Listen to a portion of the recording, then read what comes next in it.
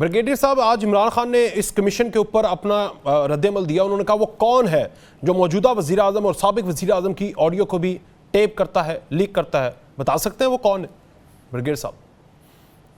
मेरे ख्याल में ये किसी वक्त जो है FIA और जो इंटेलिजेंस IB है उसका इक्विपमेंट जो है वो बढ़ाया गया था और काफ़ी बाहर से इक्विपमेंट, और एक तरीके से वो कहते हैं कि इनको एक एज हासिल हो ISI के ऊपर। वो इक्विपमेंट ये नवाज शरीफ के दौर में हुआ था। जी हाँ, नवाज शरीफ साहब के दौर में हुआ था। तो और काफ़ी फंड अलॉटमेंट हुई थी और ये काफ़ी सारे उन्होंने वो किए थे। मेरे ख्याल में ये वही है जो इस चीज़ों में शायद इन्वॉल्व होगी। और फिर उसमें जो वो तो आप कह रहे हैं ये सिविल लोग ही हैं, ये सिविल लोग ही हैं, वो कौन वाले?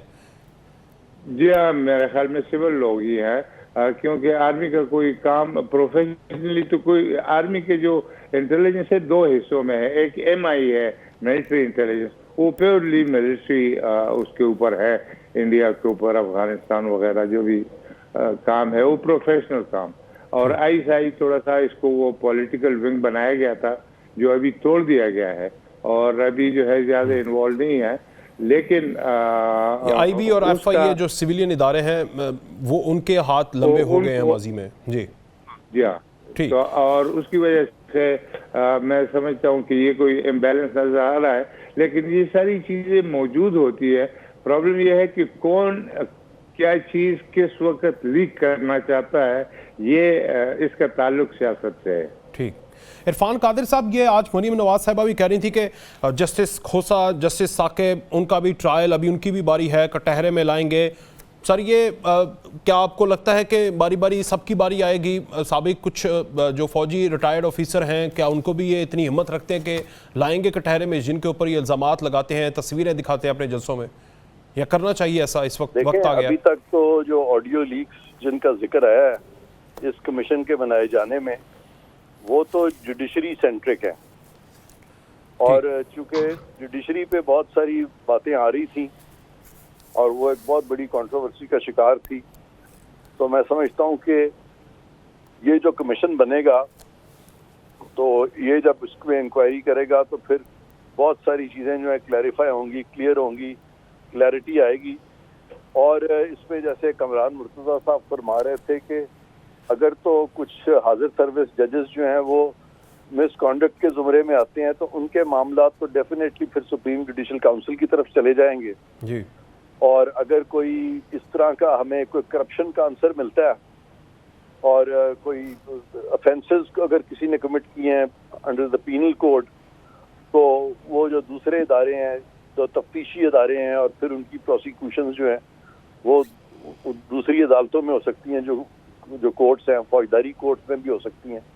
तो वो सारी चीज़ें भी इससे वो आ सकती हैं सामने।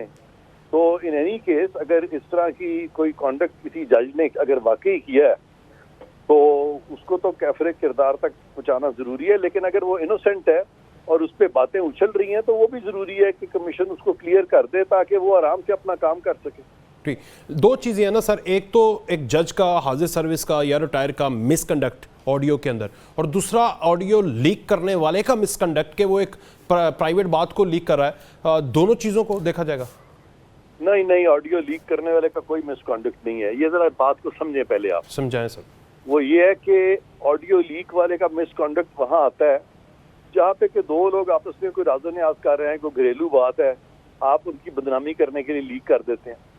लेकिन जहाँ पे एक शख्स जो है बाकायदा वो ऑफेंस कर रहा है, स्टेट के रियासत के अदारों से और सेक्रेट ट्रस्ट से खिलवाड़ कर रहा है, या वो कोई ऑफेंस करने वाला है किसी जगह, वो जाके तो वो करने वाला है, कोई क्राइम करने वाला है किसी जगह पे जाके, ऐसों को तो इंटेलिजेंस का फर्ज बनता है कि वो टैपिंग करें और उनको बर वक्त पकड़ें। क्योंकि ये जो प्रिवेसी है ना जी, प्रिवेसी ऑफ होम जिसको हम कहते हैं, जिसके तहत कि हम कहते हैं कि टैपिंग नहीं हो सकती, प्रिवेसी ऑफ होम इनवॉयलेबल है, लेकिन that is subject to law. ठीक, अगर आपने ऐसे कवानीन बनाए हुए हैं और आप उन कवानीन के तहत ये चीजें टैपिंग वगैरह कर रहे हैं तो टैपिंग बिल्कुल करें।